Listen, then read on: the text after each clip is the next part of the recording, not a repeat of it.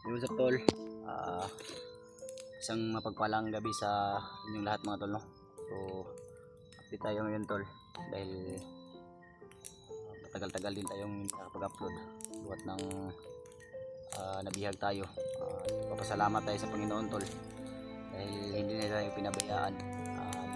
Nakatakas tayo sa kamay ng mga masamang tao. Ngayon tol, samantala muna akong magpapahinga dito dahil kailangan ko rin na makapag-ipon ng lakas kasi sobrang hina ng katawan ko tol at grabe yung mga ginawa nila. Buti na lang yung commander na may hawak sa akin tol ay tinawagan. Ang sabi ay pinatawag siya sa pangulo nila. Yung una siguro sa kanila yung tumawag at yung dalawang bandido lang yung nakabantay sa akin kasi yung isang bandido ay sumama sa kanyang commander. Ngayon tol, gumawa tayo ng apoy upang maibsan yung ginaw ng katawan natin dahil masama rin yung pakiramdam natin. Balitaan din natin yung mga iba natin kasamahan, lalo na si G-Ward ay nabihag. Kaya sobrang tol, sobrang napakalaking problema para sa atin. Sobrang init ng apoy na ginawa natin. Kaya gumawa talaga tayo ng paraan tulog pang mapagsindi. At problema natin din ngayon ay yung bag natin ay naiwan natin tol.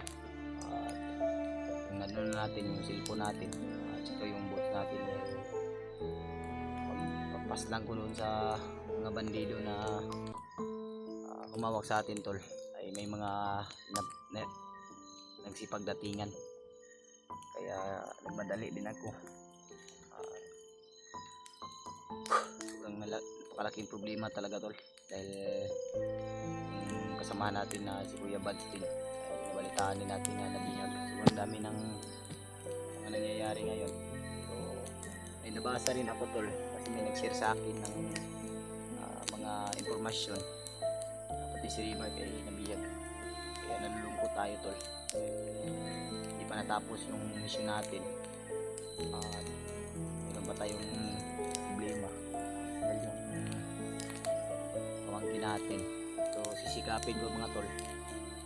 Kaya nag-iipon ako ng lakas upang lakas tayo na iligtas yung pamangkin natin. Dahil nalungkot talaga ako tol, lalo na ngayon mag-isa lang ako.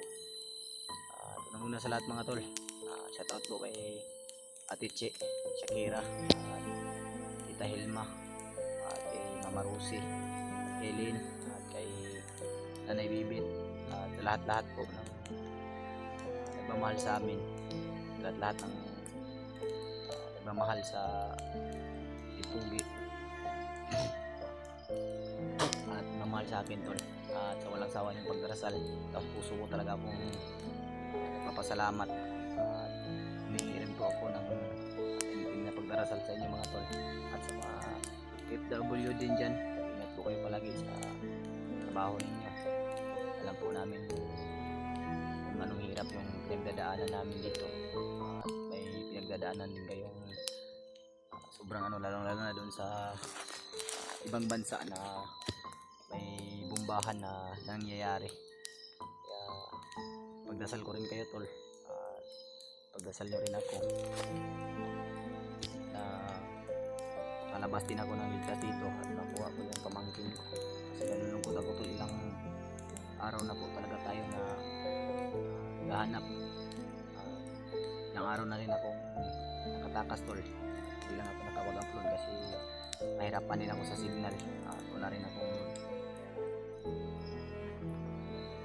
buti na lang may nagbigay sa atin na mabubuting puso. Thankful pa rin tayo dahil nandyan pa rin kayo.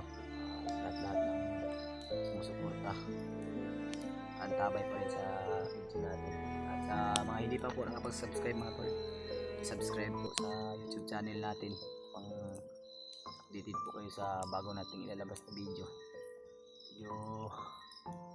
lumalalim na rin yung gabi tol. Kunting pahinga lang. At lalaka din ako kaagad. Hindi rin ako magtatagal dito sa area na to. Kasi hindi natin alam yung mga nakamanman sa atin. Yung flashlight natin nawawala. Nagalitan natin yung flashlight natin. Gawa tayo ng apoy. Kung makita nyo rin yung kalagayan ko, sobrang nalulungkot talaga ako tol. Dahil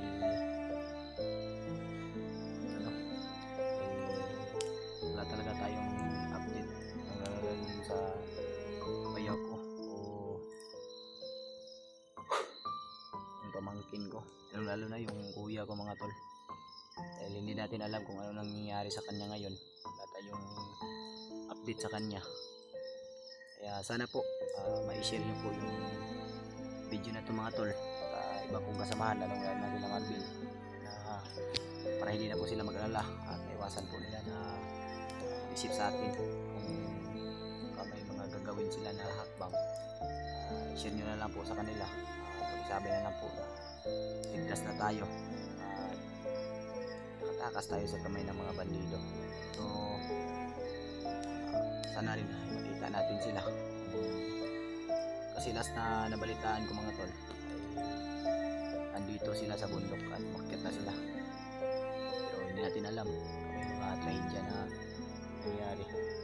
So mamaya tol, maya ay hahanap ako ng signal pang makontak natin sila. Paganahin muna natin yung apoy mga tol. Nawala yung ko.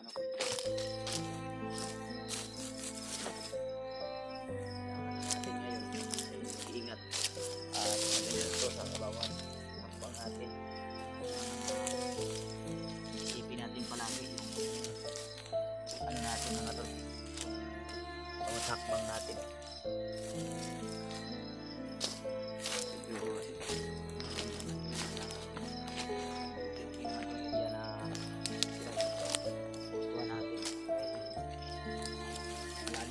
Gabi, maliban na lang kung may bandido na magsurvey sa atin.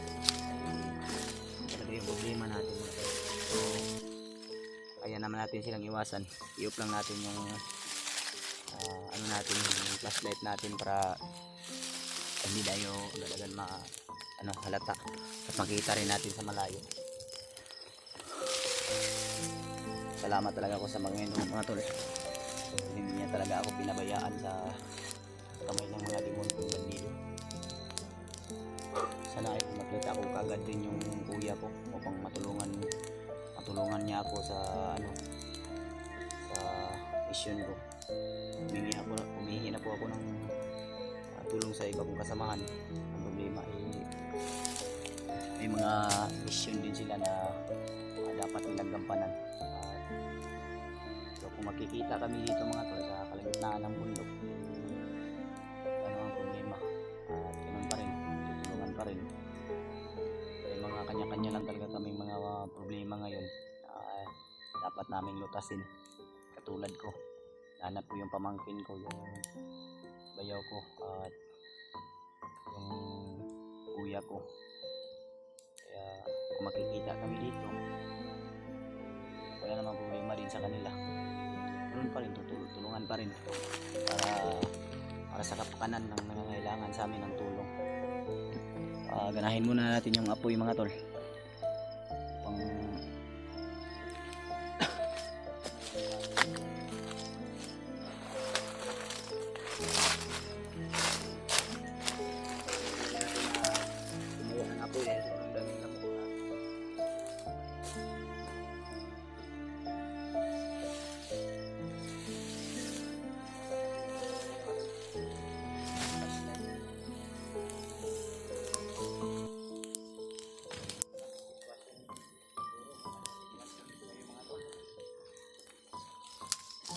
Lang baka matakot kayo sa multo. Kanya tayo dyan.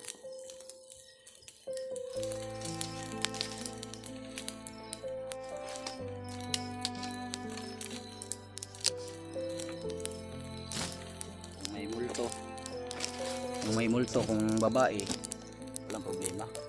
Pero pag lalaki, sobrang laking problema yan. Kaya, hihingi ko po yung pagdarasal niyo mga tol.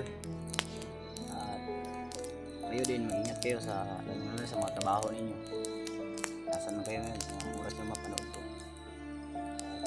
Ulit ko po, i-share po ng video na to sa kasamahan. Ito yung paligid natin. Sobrang napakalawak. Lawak na ano, na gubat. At sobrang napakadilim. Walang masyadong ano,